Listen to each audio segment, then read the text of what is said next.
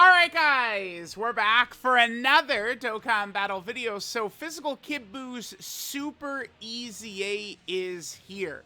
Now remember, one of the big things you want to be using when it comes to challenging Super EZA events is that you're going to want to be using, whatchamacallit, you want to use EZA characters, and then it's very important to just go sort of like type advantage when it comes to, again, doing the Super EZA. So if we jump over, Kid Buu is weak to Pure Saiyan, so I can't imagine this is going to be very challenging for pretty much anyone with Pure Saiyan, such a dominant, large, powerful category. Again, these are what Kid Buu's like restrictions are, like damage reduction is against. So it's Super AGL and Super STR are the main characters to use there. And then in terms of the missions, we want to win with 3 EZA characters, 3 Miraculous Awakening characters, and then beat it within 4 minutes. I don't think that this should be too challenging. I do know that this Kid Buu is very, very tanky. They gave him a lot of HP, probably to compensate for the fact that we're using such a strong category here. I think that depending upon our RNG, this could be very, very, very easy. I brought UI Goku and Broly. I suppose I could always maybe just swap in like the STR Super Saiyan 4s or something like that. Could be another way to go about it. Yeah, okay. We got good RNG right away. So, Super Vegeta. If we would have Super Vegeta lined up, ready to go, it's just going to be looking super good. So, Super Vegeta, we have him. He's going to be able to get hit first. He should demolish Kid Buu. He should really take away quite a lot of the health of Kid Buu with just this pretty much one super attack right here. Oh, cool.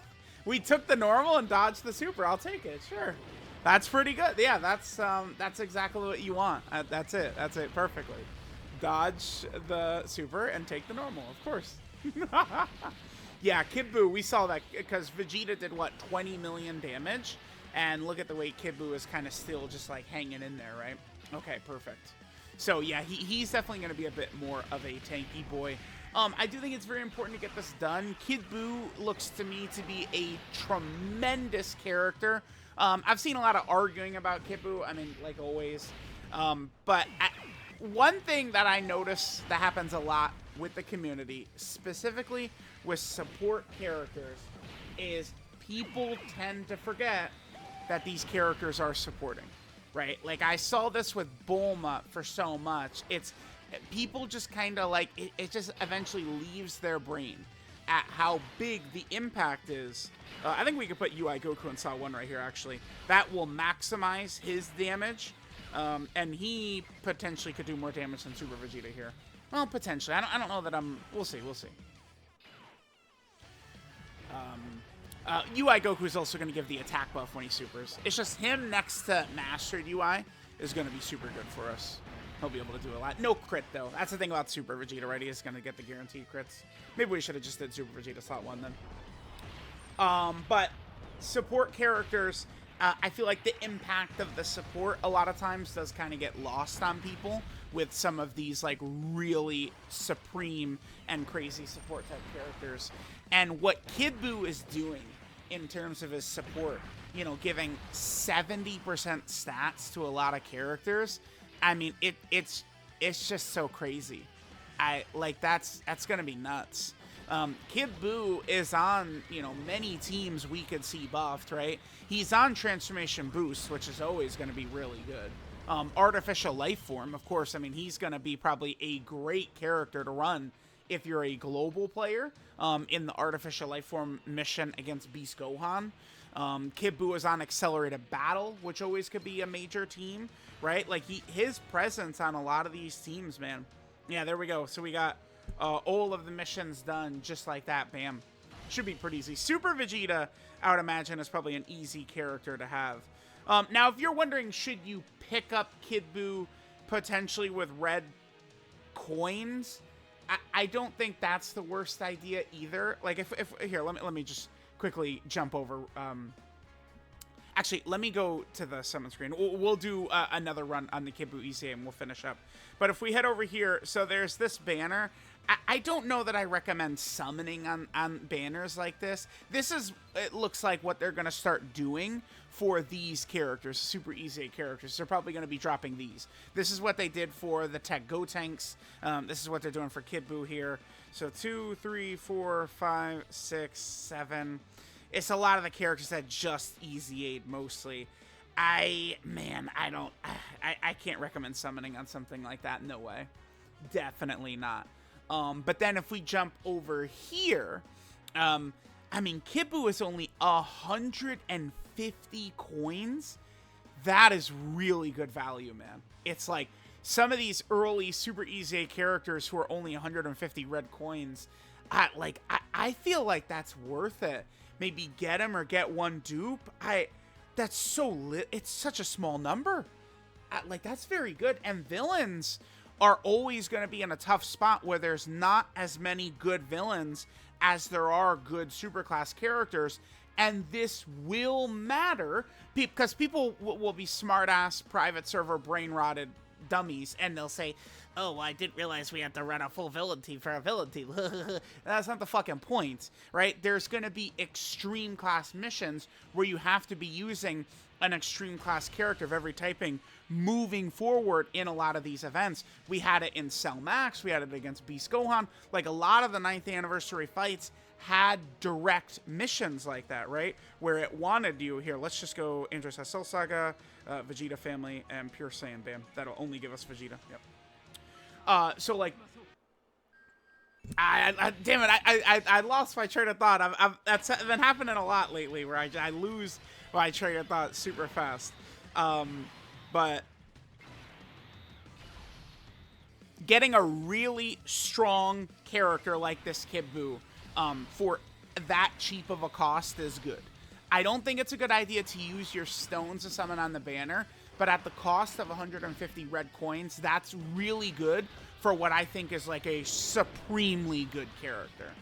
Usually, I will recommend players, and you guys know this, someone has already had the thought in their head. I typically am recommending that players use their red coins to get leader-type characters.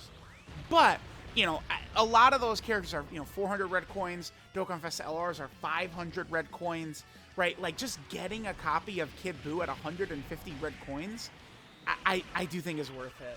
I do. Don't go super duper crazy, but dude, I'm not used to this. Additional supers having the cut in. It's 50 years of seeing that means you get a normal, but that's not what it means anymore.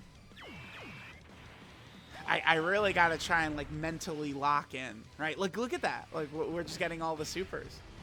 I've seen a lot of confusion about this update on JP, by the way, where people, like, some people don't see, like, what's different, and it's like, bro, like, for me, it's so jarring.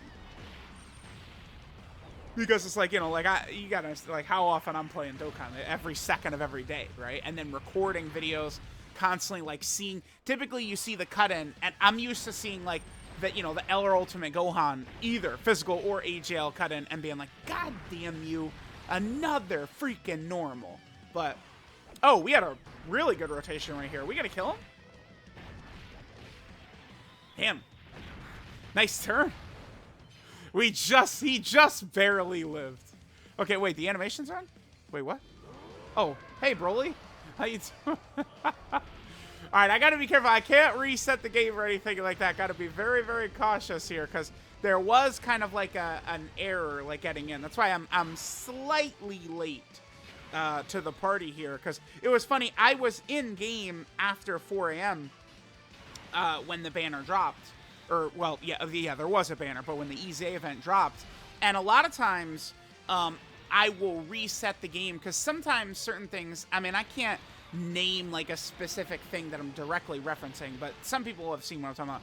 Sometimes, like, maybe, like, a character, like, a new character comes out on, like, a banner or something like that, and, like, they don't show up on, like, the Dokkan Awakening tab yet or something like that, because it's just, like, the character just dropped that second, and just quickly refreshing the game will kind of, like, load everything in properly, right? Like, sometimes new missions will drop for an event, and, like, it doesn't, like, show it, like, on, like, the event tab. Like, okay, so we could be done with the video. Let me just show this last thing, and then we'll finish up the points I was gonna make here. So let's go back.